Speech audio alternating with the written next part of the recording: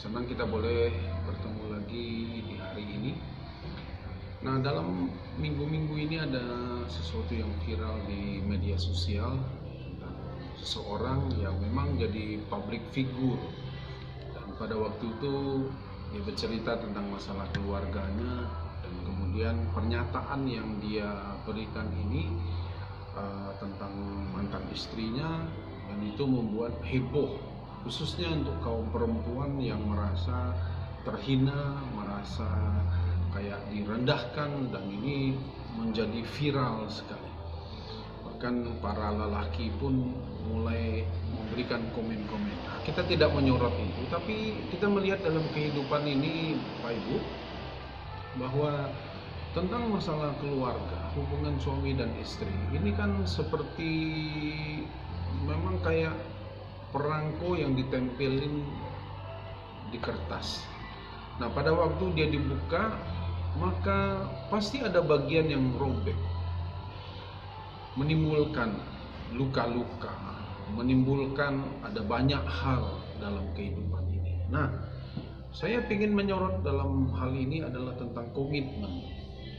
Nah, dari kehidupan kita, entahkah itu secara pribadi, entahkah itu pasangan suami dan istri, atau orang tua dan anak-anak dan orang tua, komitmen ini penting.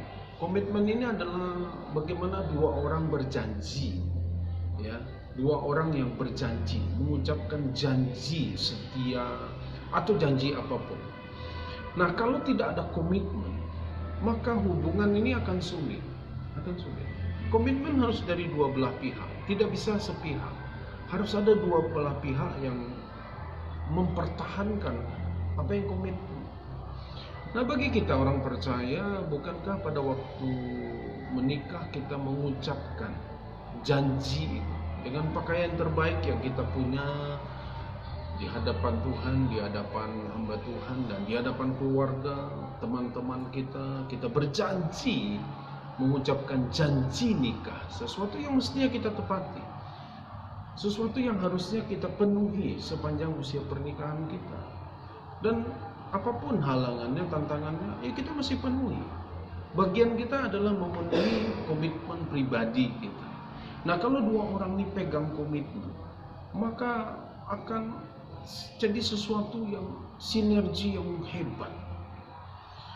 Bukan berarti tidak ada kelemahan, tidak ada kekurangan, tidak ada kesulitan, tidak ada friksi atau gesekan, ada banyak.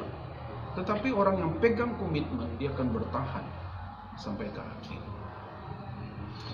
Dan juga satu hal juga yang sedang mulai rame, khususnya di kalangan ekonomi, tentang mergernya ada dua perusahaan startup besar, yaitu Gojek dengan Tokopedia. Mereka buat satu perusahaan baru namanya GoTo. Nah, dalam pembicaraan ini, dalam satu wawancara ngobrol mereka, nah, CEO-nya berkata begini, kami pegang komitmen. Dua perusahaan yang meskipun chemistry-nya kelihatannya awalnya baik, katanya cocok, punya visi misi yang sama, tapi kami belajar pegang komitmen. Dari awal ini yang mereka pegang adalah komitmen. Mari Bapak Ibu, saudara sekalian, anak-anak muda, engkau dalam usia berapapun engkau melatih dirimu pegang komitmen. Ya, bahkan firman Tuhan berkata begini, Tuhan sangat menghargai ya orang yang memegang janjinya sekalipun dia rugi, kata kita. Mari pegang komitmen kita. Engkau perlu melatih dari kecil sampai nanti kapanpun, kita pegang komitmen.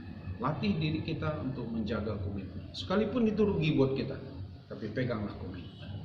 Tuhan memberkati kita.